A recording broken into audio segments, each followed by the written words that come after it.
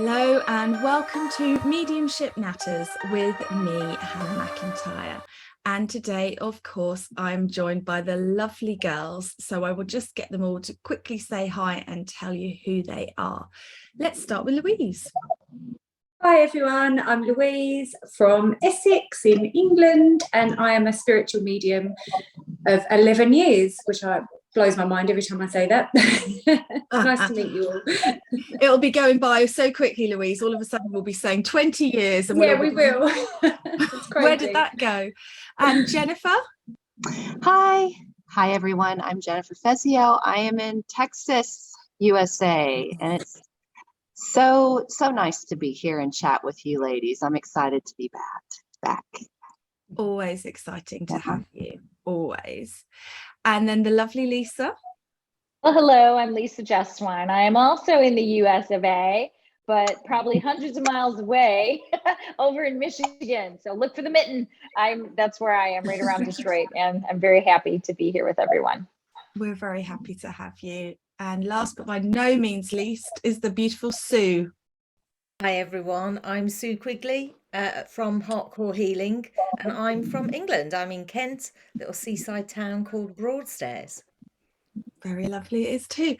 Welcome the team. It's so good to have you back. I always just get really excited as soon as we're all in the same Zoom room together because of the energy. You just go, here's my gang. It's great. So today's topic that I want to discuss is coming out of the spiritual closet, because it's such an interesting thing to navigate, the way that you change when you start working with the spirit world, and how you address that with your loved ones who are very close to you, but also in the wider community. I'd like to explore both aspects if we have time today. So let's start with Lisa. Lisa, did you have to come out of the closet, and how did you come out the closet? Well, I was lucky enough to have a very cool aunt, and she was into all this stuff before it was cool. She was into being vegetarian before it was cool. You know, at 7 years old, I was picketing for migrant farm workers and, you know, doing like, so she was like way ahead of her time, and she noticed that I was a little different. And so I was doing psychometry when I was about 8 or 9. I just thought it was a cool game that was being played. I came out of the closet, if you will, after a couple of years after my near-death experience when I was 16, and it happened at a video shoot, and we were having a break, and they call it craft services. So I grabbed my food, and I was sitting down at a table, and this gentleman sat in front of me, and all of a sudden I hear everybody, right? It's in my head. I tell him I'm Brenda, I'm his sister, and that I'm fine. And I froze because I didn't know. I was like, what I'm not doing that. And then she kept telling me it was okay. And he pulled out a book, which was the Celestine Prophecy and by James Redfield. And so I thought, well, maybe he won't think I'm so weird, you know, if I say something. And I just got too terrified, and I didn't. I picked up my food and I went to another table.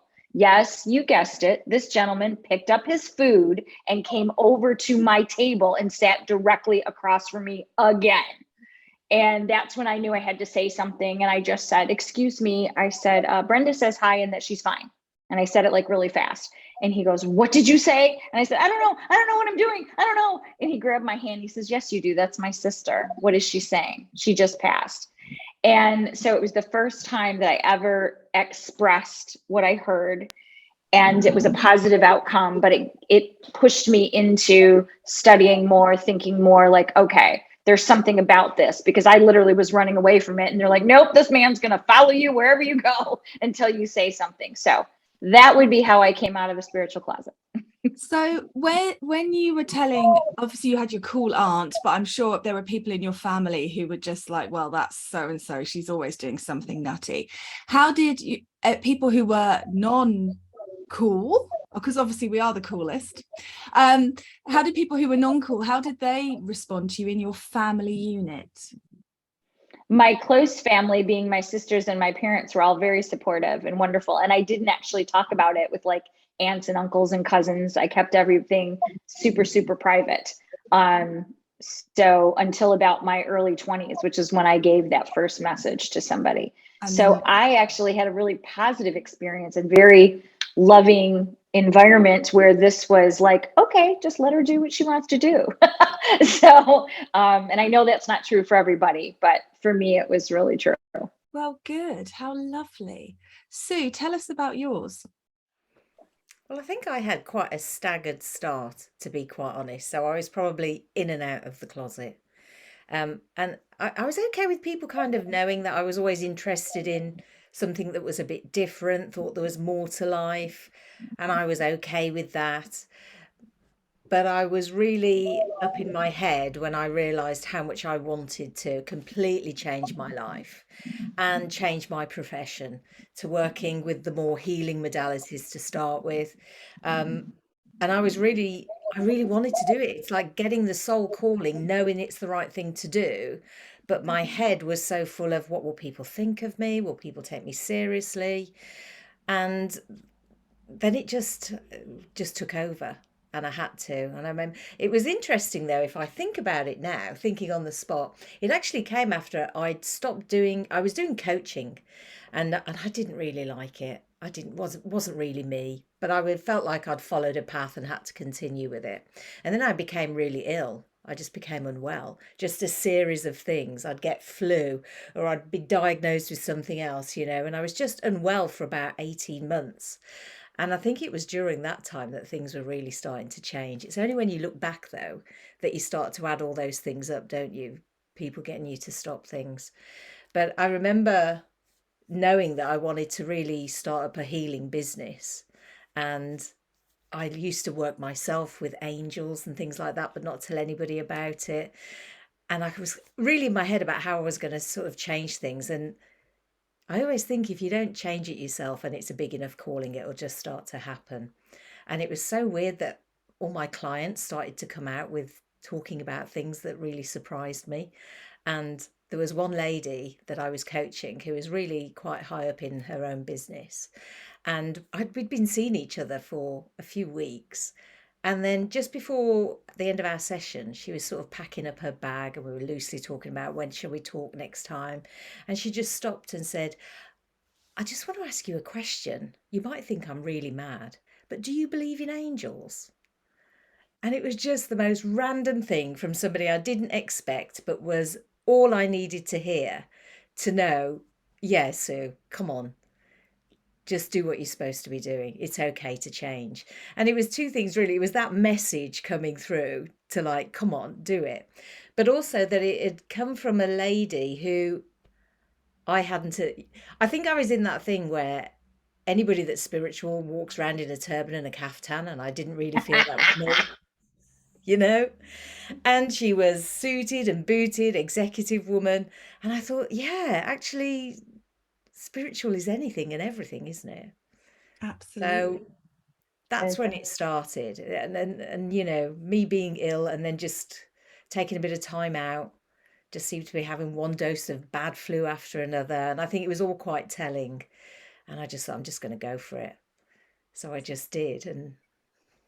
And what about people in your life? How did your husband cope with that? How did your family and friends, have you had to deal with anything there? Not really, I think I've been quite lucky. I think it was quite, my husband's always been really supportive. But it is really true what they say that sometimes people will just drop away from you. And I've had a lot of friendships that have just dropped away, but not through Mhm. any argument or anything. It's Mhm. just you realize that you're just on a different level. And I'm sure that I have people from my past that look at me now and go, what is she doing? What is she doing? But I also know that for everyone that thinks I'm weird, I think they're just even more weird if they don't have a belief system, if they don't believe in it, so, but it's all cool. It's fine. I think, there's a lot of peace that has come into my life since, I fully immersed myself in healing and working with spirit. I have so much peace now that I never ever had before, Mhm. that it really makes coming out the closet quite easy, in a way. And yeah, there's a lot of people have left my life, but a lot of new people have come in, and I think my relationships are a lot more meaningful. Um, And I've got, fabulous memories of friends I haven't fell out with anybody, but I realise that I'm not for everybody, and that's okay. Yeah, true. Okay, Louise, what about you? Yeah, I've been thinking really long and hard about this since you said what the subject was going to be. Mine's been such a long journey, if I'm honest. I was 18 when I first went to like a development group, if you like. I think I spoke to you about this, Hannah, when you interviewed me, actually. And it was a friend's mum of mine. I always worked really corporate before I started working as a medium. So I was working in London for a big advertising agency, and a friend's mum, a friend at work, her mum was, I think she was a Reiki healer, I don't remember, but we'd go to her house, there was angels everywhere and crystals, and I just loved it, and I was so fascinated. And she asked me to go along, me and my friends, to this development course, and this guy told me, he pulled me out like they do and told me that I had the gift and that I should be working with spirit, and I loved it. And I started going once a week. It was actually in Kent, so I was driving from Essex to Kent. I can't remember where about, Bexley Heath, I think, but I remember it was over that way. And I was driving over there once a week to do these development classes, and I started using psychometry, like you said, Lisa, reading for people. And I did really, really well. And the stuff I was picking up was blowing people's minds and blowing my mind. And he was like, you have to do this. Spirit needs you to work with them. And I was like 18, 19. And I was just so worried about what people would think about me. And back then, obviously, it was like 20 odd years ago, it wasn't as socially acceptable as it is now. And I'm not even sure if it is that socially acceptable right now. It's something I'll talk about in a minute. But back then, it really wasn't. And my dad was a Metropolitan Police officer in the West End of London. And we've got a very close family. And I felt really strange about telling anyone that I was able to do the things I was able to do. So I kind of ignored my calling and just went back into the corporate world and, earned good money and just lived a normal life. And all my friends would say, if ever they had problems or something was going on in their life, they'd be like, oh, you'll know, you're psychic. What should I do? What should I do? But I just never felt the confidence to do it. Never, ever. And every time I went for readings, because as you know, spiritual people, we love going for readings, don't we? Can't read for ourselves. The mediums that I would see and the spiritualists that I would see would always say to me, you're meant to work with spirit. It's what you were put here for. You're meant to help people. You're meant to change people's lives, blah, blah, blah. But I just couldn't bring myself to do it. I worried too much about what people thought of me. And I didn't want to be like what Sue said, you have this image of a medium, of someone with a crystal ball and a scarf around their head and, Gypsy Rosie Lee or whatever you call her. But yeah, I just didn't want to be that person. So I avoided it for a long time. And then I went for a really horrible divorce with my ex-husband. And as I was coming out the other side of that divorce, I met my now husband, Billy. And it was when we were away. He's actually got a degree in psychology. He's got a master's in psychology. So he didn't believe in any of this. He was very scientific. None of this existed. And we were on holiday once, our first holiday together in Egypt, and I just was feeling things about people that were there. And it was but probably one of the most profound moments of my spiritual career, I suppose. It was just overwhelming, everything I was picking up, to the point where I was like, I've got to tell him that I can feel these things about these people that were in our hotel. And I told him, and I was like, I can feel that. I know things about people. I can just look at them and feel their energy and feel what's going on. And he was like, okay, I think he thought I was crazy. But he listened, and I told him some things. And Billy, being Billy's not backwards in coming forwards, he just went up and started talking to the people and found out that the things I was saying were true. And from that moment on, he was fascinated. And then when we come back to England, I was like, okay, so what do I do with this? Should I start telling people what I do? And I was still too scared. So I decided to start reading for friends, but only very, very close friends that I felt wouldn't judge me or wouldn't think I was mad or crazy. And that's kind of how my career started. I read for a couple of people and they told people, and it just grew from there. But to this day, and I've had a very successful career for 11 years doing my readings, I don't like telling people what I do. And when I think I messaged you about it, Hannah, like when Billy and I are out at a party or something, and if I hear him, you know, like your ears prick up when you know you're being talked about. If I can hear my husband telling people, oh yeah, Louise is a medium, like she does these amazing readings for people, I literally hate it. I hate the feeling of people saying, oh, what can you pick up about me? You know, that sort of thing. It really, I just don't like it. So, but in terms of my family, and my dad, I'm really, really close to my dad. I'm close to all of my family, my mum too, but my mum's all very open-minded. But I was really worried about telling my dad. But yeah, when I did tell him what I was doing and what I was working as, he was actually really proud of me. And I actually discovered that my dad is probably, him and my mum combined, are the people I get my gift from. And that's why he was such a good detective, because he was very, very, very intuitive and knew things that would happen before. You know, he had amazing dreams that come true and stuff like that. So yeah, my family and my friends have all been very receptive and fine, actually. They love it. And most people love it, don't they? But then you get the odd idiot that doesn't like it, or that tries to test you, and I'm not confrontational. I'm quite an insecure person. So if ever I get that in a situation, I find it really difficult. So yeah, for me, this topic's really interesting. And I was really interested to hear how you all felt, because I didn't mind coming out of the spiritual closet. And I think Sue said, sometimes I go back into it because I don't like people to know what I do. For fear of judgment, I suppose. But that's ego, isn't it? And I think I was saying this in one of the podcasts recently, the part of the problem as well is the way that we've been portrayed in the media and throughout time. It is laughable.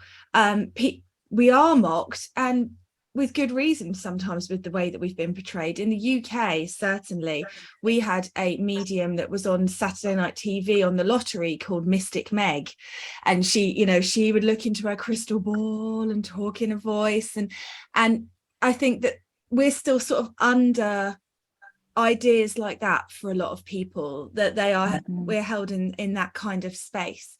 What about you, Jennifer? What's your experience been? Let me unmute you. Well, I'll be honest, Hannah, when you told me what the topic was going to be for today's show, I got a little sad, and then I got nervous, and then I really thought about what I wanted to say today. Because to be frank, I hate to be the Debbie Downer, but my experience has been terrible with my family coming out of the closet. You know, this is a very, very devout Catholic family in the South. And now, granted, both of my parents were in spirit by the time I realized I was a medium. So I had aunts, and then I had my grandparents, who kind of became like my parents, but there was just no desire for interest or intrigue. There was judgment right away. Mm-hmm. And as bad as this situation can be, like our worst nightmares, and that still to this day is pretty much how it is. There is no pride. There is no curiosity. In fact, it seems like the more I keep going, and the more I grow as a medium and in this business, the more there is almost a resentment from these devout Catholics. You know, when I first found out I was a medium with my friends, I did not hold back at all. I thought it was the most beautiful thing in the world. To me, it was, wow, is this why I've always felt so different? I've always had these thoughts and visions in my mind. Wow, it finally makes sense. And, you know, friend-wise, I just felt more comfortable to really shout it and be loud.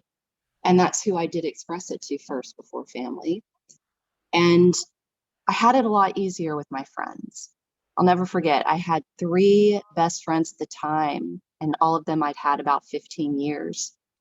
And one was my friend that to this day is still my friend, who was always intrigued by ghosts and spookies and all that.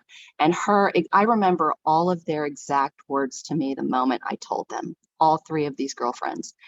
And the one who was into the ghosts and the spookies, she looked at me when I told her, Amanda, I said, I think I can talk to dead people. I think I'm a medium. And we were having dinner, and she just paused and her eyes got real big, and she said, "Oh my God, that's so cool." And I was like, yes, it is.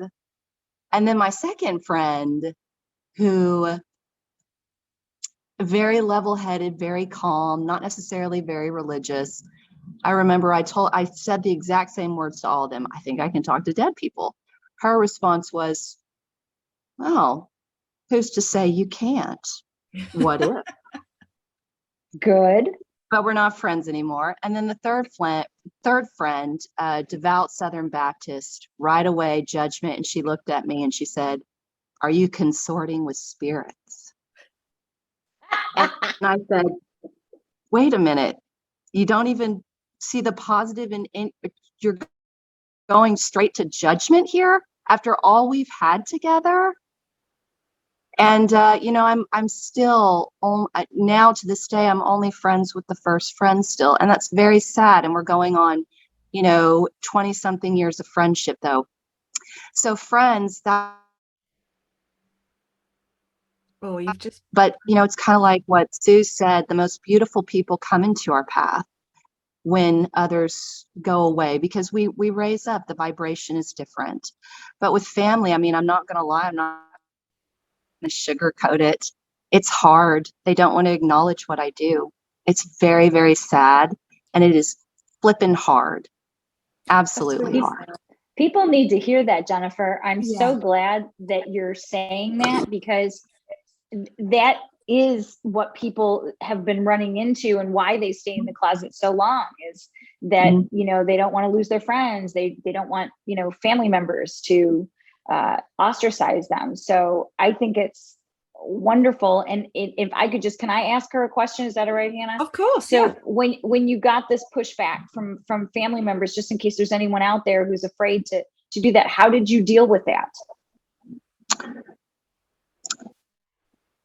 I knew without a doubt that first of all, in the new phases of mediumship, some mediums, we go through this doubting phase of, is it my conscious mind? Am I really a medium or whatever? But for me, I knew without a doubt and trusted in spirit that I sensed my mom around, their sister, my aunts who I was talking to when I got this pushback, and I still do to this day. My reverence and belief and love for spirit, even in the beginning, was so strong. What I've said to them and what I still say is, I understand you're disappointed in me, but I am just as disappointed in you and not seeing outside the lines of Catholicism. And I have literally said,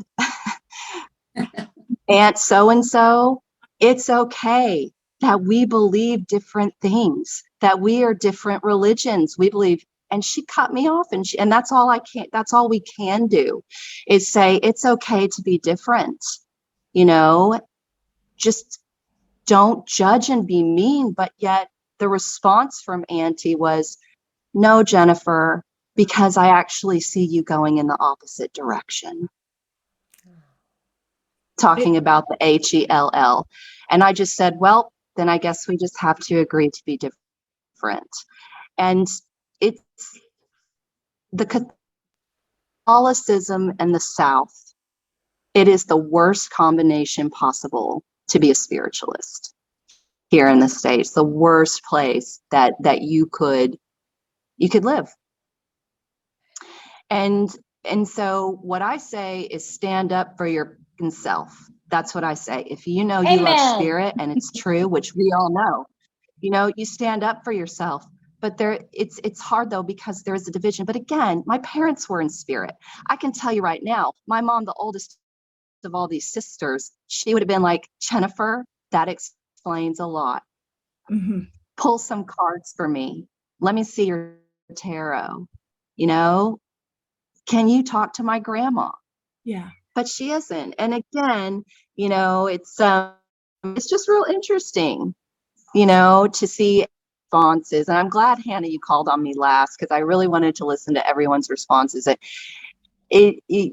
want to put a positive spin on this, but I not with my family. Well, and and it's really, actually, really hard, and it really sucks. you have put a positive But spin on it because you're still doing it, Jennifer. So there will be people out there who'll be absolutely. listening to this podcast in secret who have had that kind of reaction from their loved ones and let it pull them away from what we all recognize as the unconditional love of the spirit world. So you are being That's positive. exactly. Your story is positive because you're still doing it, and you don't know who that's going to reach and who that's going to inspire. So, and Yeah. ironically, Yeah. I would say my worst reactions have been from people not, I've got Catholic people in my family, and in fact my Catholic cousin was here yesterday talking to me about it all, and we were discussing, what do you think is God? But because we can both be respectful of each other's differing experiences and upbringings, it was a fan-bloody-tastic conversation. Not so much for my hungover husband, who was just sitting there looking like he really just wanted to be anywhere else, but for me. But my problem actually are the non-believers in anything. They're the ones that have been rudest to me, and that doesn't come from a place of faith. I'm guessing it comes from a place of fear. But I mean, I got in from my 41 and a half party on Saturday night, and my friend's husband told me that I'm a fraud before I went to bed. I just thought that was an okay thing to say. Just said, well, you're obviously you're fake, because it's not real, is it? Obviously it's not. You're just doing it for the money. And I went, where's the money then? Because where is it? What? But it's such, and to be so flatline, to be able to say that to somebody about their integrity, somebody that you've known for a long period of time, it didn't bother me, because that's just where he's at, and I actually feel a bit sorry for him because he's missing out on the good stuff. But my main thing really has not been anything as bad as that. It was funny. It was almost like it was the spirit world going, we know what we're going to talk about on Monday, so have this on Saturday night. But is the gentle put downs from people I know. So not so much big, we don't like you, you're sinning, you're consorting with spirit, which I actually quite like and might put on my business card. Consorter of spirits. Yes. It sounds pretty freaking cool. Yeah. It's a quote from the Bible. That's why she threw it at me. Even better. Wouldn't that drive him crazy? I'm going to get that in metallic print. But even it's just the kind of, oh, here she comes. I used to get things on the school run when I was picking my children up. Oh, watch out, everybody. Here she comes. Here comes the nutter. And stuff like that, which is bants, some might say, not harmful, some might say, but then also actually it is hard. And I can understand, Louise, what you were saying about when you hear people talking about you and you think, oh, please. Yeah, makes you feel uncomfortable. Yeah. You've let your husband know since then, right, not to do that? Well, he still does it sometimes. I think he's so proud of me and what I've achieved. Boundaries. Yeah. But he doesn't mean to ever upset me. And he's actually, he's calmed down a little bit with it now. But I mean, he was blown away. He actually went through a period when I was working in the evenings. I don't work in the evenings anymore because we've got children. But I used to, like when they were little, I'd do my readings in the evening. And he would always have a little chat with my clients afterwards and be like, what did she pick up? What did she get? Just to like, he was so fascinated. He'd be like, oh my God, but if I haven't got an aunt in spirit called June or whatever it was that I'd picked up, like it would really blow his mind. And I think he's just it's changed his whole opinion to the point where he actually started working with me doing my workshops. He was working alongside me doing all like the quantum physics and all the science side of spirituality. He's amazing, and he really sings my praises. So I think he does it in the nice, with the biggest heart, but I don't like that, even like the thought, like you say, Hannah, that people would do the whole stupid jokes like, oh, you're a medium, I thought you were a small, and all those stupid, like God. I just want to have a drink and a party and not be Louise the medium sometimes, Yeah. be off from it. And that, Yeah. again, I've had people do things like that. And when people, I mean, my mum was trying to get me to give a business card to somebody when we were on a retreat together, and I just knew that they weren't ready for a reading. They didn't really understand the process, and they needed to work on themselves first. And my mum was going, have you got a business card? Give her a business card. Well, you can look her up on Facebook. And I just wanted it. I was like, they're not ready. I don't want to work with them. Yeah. So you want people to come to you, don't you? You want people to come to you. Yeah. Exactly. Can I just say something? Sorry, about Jennifer. I really felt what you were saying then. It made me feel really sad in my heart, like listening to you. And this whole thing about religion, because I've had a lot of clients that have come to see me and they can't tell, they're from very religious families, whether it's Catholic or whatever, Muslims even, whatever, and they can't tell their families that they see spiritualists and mediums. And it just baffles me, because surely all religion comes from spiritualism anyway, right? Yeah. God, Jesus. I mean, if you actually read the Bible, Jesus was pretty much a medium, wasn't he? He was just getting messages and healing people and helping people and trying to spread love. And that's all we do. And I just think it's really kind of ironic that religious people don't like spiritualism. I find that really strange. I had a very confusing childhood because of that. I went to a religious school and I had a real faith. I believed the whole story of Jesus. I believed in this greater power. I used to love listening to the Bible stories. And I even used to test them out. I used to test my faith and I'd be rewarded greatly. But there was no love at all, and certainly no joy in any of the church services, in any of the community. You know, I remember going to church because I really enjoyed it, but there was no acceptance or tolerance or love or compassion at all. Certainly no love. Even when I used to go to friends' houses after school, the real dour religious families, oh my goodness. Yeah. It was horrific. And I remember they started a church service on a Saturday afternoon, which for me as a teenager was amazing. So we would do our usual walk around town. There'd be me, my ripped jeans, my leather jacket. And we were called into the nuns' offices on the Monday and told that unless we were to dress better, we were not to go to church. Wow. Wow.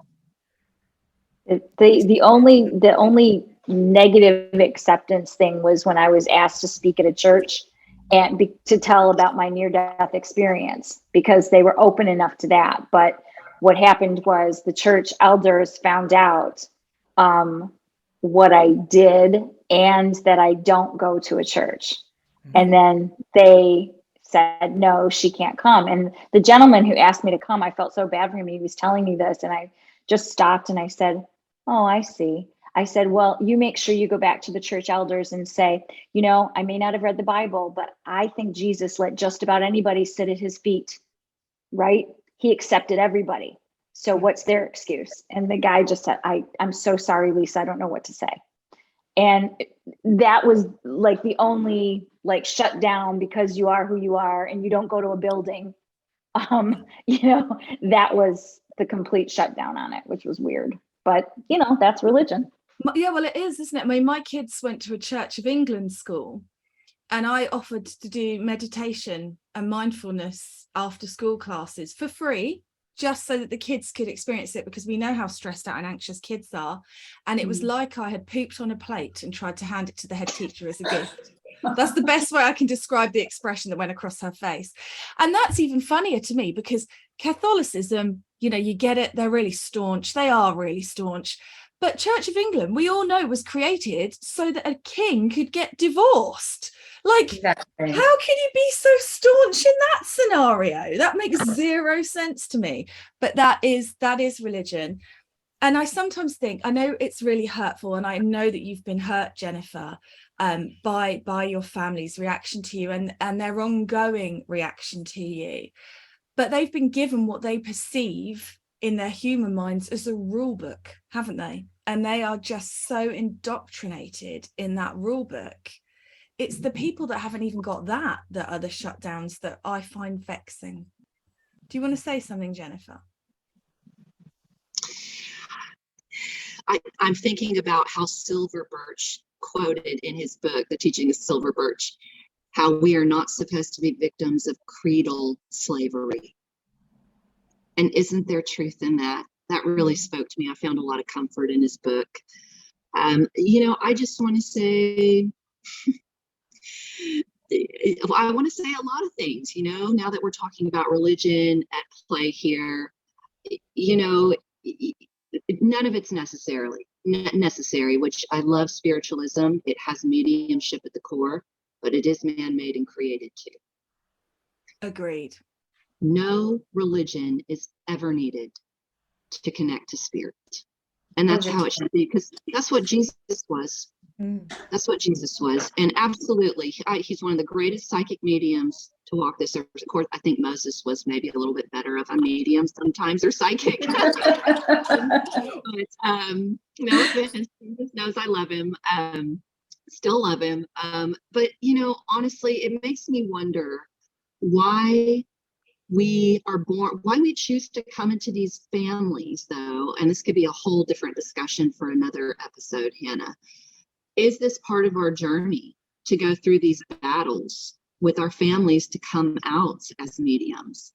And does it shape us into who we are supposed to guide into mediumship? Because I know it has for who I am teaching. I had a mentee message me, and she's kicking butt. She's 3 months into development, and this girl is a natural medium. And she came out of the closet on social media. And it's so funny to see all them tiptoe to it, and then they eventually do it, and you're so proud of them. Then here come in the messages of, well, Jennifer, I got this negative feedback and all that. But this student, it was, this message a few days ago, how she came out of the closet on social media, and her exact words to her from one of her closest friends was, just make sure you keep Jesus in your pocket. When she announced she was a medium. And I thought, maybe this is why I had the path I had and still do, is to be kind of a warrior, because maybe that's just what's needed here in the Deep South. I think you've answered your own thing. Absolutely. Yeah, well, I demanded. Go ahead, Hannah. Sorry, but I always think that as a teacher, you have to go through these things so that you can teach from your heart. Because so much of mediumship is not something factual or not something you can read from a book, but it's you sharing your energy with your students so they sit in that energy and learn from it. I know that it's horrible, but think what a gift you are to people who are like you. Yeah. If you had someone like you, think how different your path may have been, and now you can be that light for them. And that's what I've told him. And that's what I've thought. I've said to Spirit, where was I for me? Where was I for me 9 years ago? Damn, I'm so happy I can create this space for these women, which we don't have spiritualist churches down here in the South. We don't have them in the US, really. But just to create a space for these women that know very few men, mainly women, that know they sense the other side, they sense spirit. And it's, I couldn't have had an easy path to be what I need to be for them. In fact, I probably had to have a pretty terrible, crappy one. And I have, and I don't mind saying it. And it sucks. I hate pity. I'm not looking for pity, but it is what it is. And there was a point where I was very angry at Spirit with it. But then Spirit said, you can't be what you need to be for them unless you've been through this. And that was maybe a few years ago,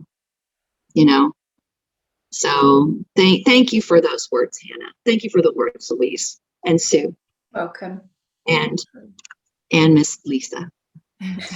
So it's all very interesting, isn't it? The paths. Yeah. It is. But I believe, and I think we all do, don't we, that the unique teacher you become is the path that you've taken, because we have to do that to appeal to the people that we do.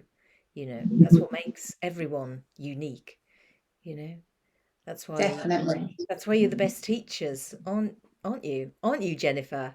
Yeah. Because you're unique. There's no, because you can offer what you do through your life experience, as it will be with Louise, as it is with Hannah, Yeah. as it is with Lisa.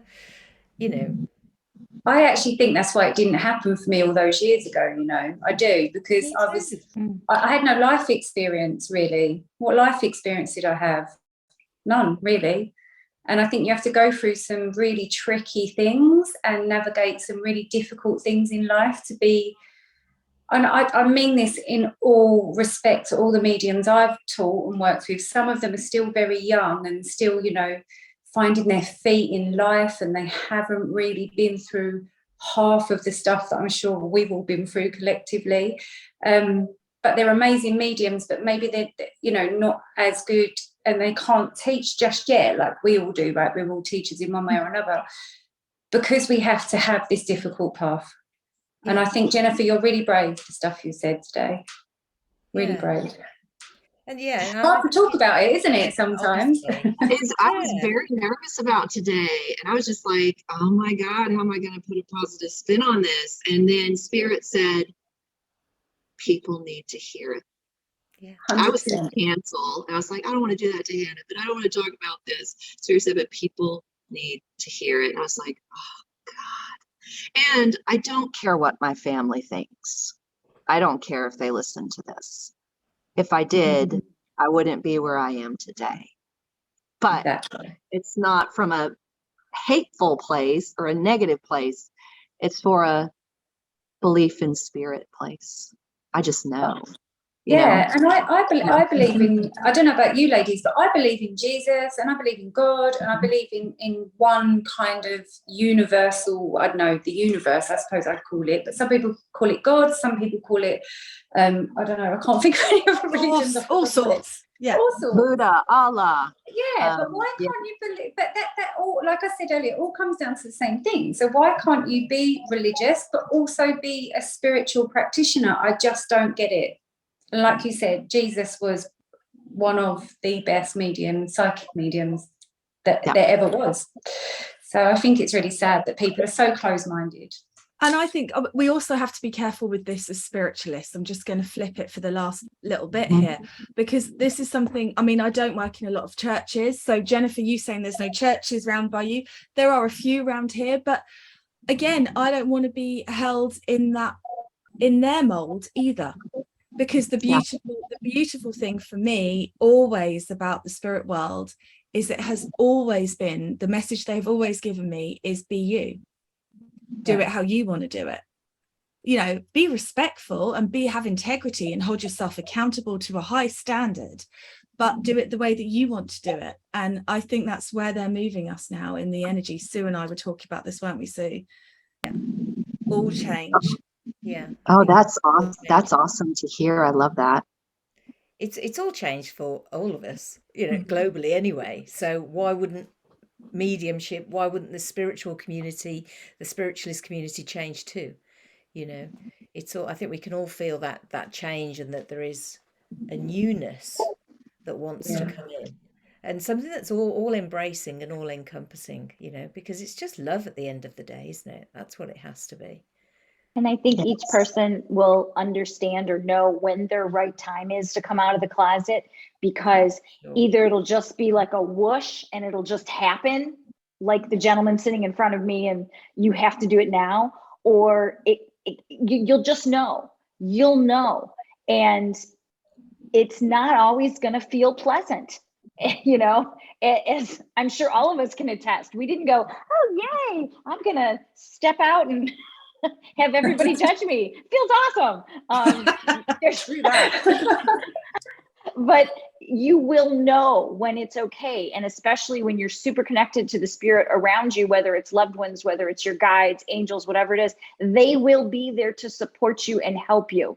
I promise you this. And all these ladies, we're shaking our heads. Yes, no, they will help you. So be courageous. You'll know the right time. It is that knowing that is, you can't escape from. I completely changed direction in my life, and I know the decisions I made I don't blame people for thinking I'd lost the plot. I left a very well paid job. I left everything that was normal and chose something, and actually just drifted for about 4 years. But I just knew I had to do something different. I knew it had to happen. I knew it, and there was a quiet faith in me that was, look, it's going to be okay. And on the surface, things weren't okay, Financially, we were in a pit, and and I'm sure lots of people were questioning my sanity.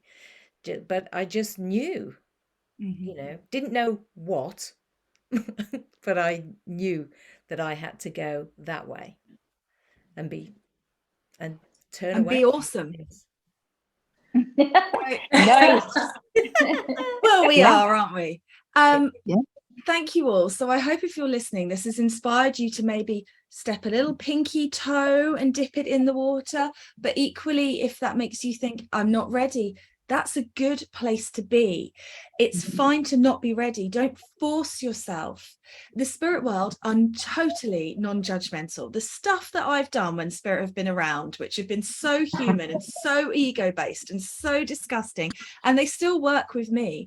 So they're not there judging you for not stepping out of the closet. The only judgment you feel is your own. So if you need to hokey cokey back in and out, as Sue and Louise were saying, that's okay too. I don't tell everybody I meet what I do. I'm going undercover. I'm going on 3 nights to Scotland for my husband's work, and I'm not going to tell a soul what I do there. I am going to be a housewife. And I'm going to be a whole new persona, because I can't be bothered to deal with it. Simple as. I get that. I can't be bothered, and I don't feel any judgment in that. So there isn't, I don't think, in or out. There's only shades of where you're feeling in that moment and how and where you feel. And it's okay to think, today I'm just going to hide my light under a bushel, and other days, there it is, have it, and blinding everybody. Yeah. Yeah. And we know we can feel into that for sure. If it's really needed, then it'll come out, even when we think we're not supposed to talk about our mediumship or being a medium. But then it's like, really? Oh my gosh, I think I'm supposed to talk to her about this. Okay, here we go. Let's dive in head first. Wasn't expecting it, but I'll text you all from Scotland. I'll text you all from Scotland if I get on the hot seat and I go, damn it, guys. Damn it, there's a lady here and her mother keeps bugging me and I don't want to do it. I'm going to have to come out. You never know. Yeah. Thank you all again for your vulnerability, for sharing your stories, for holding this space. It's been incredible, and I'm very much looking forward to next month. Good to see all of you. Thanks, Hannah. Thank you, Thanks, Hannah. ladies. Thanks, everyone.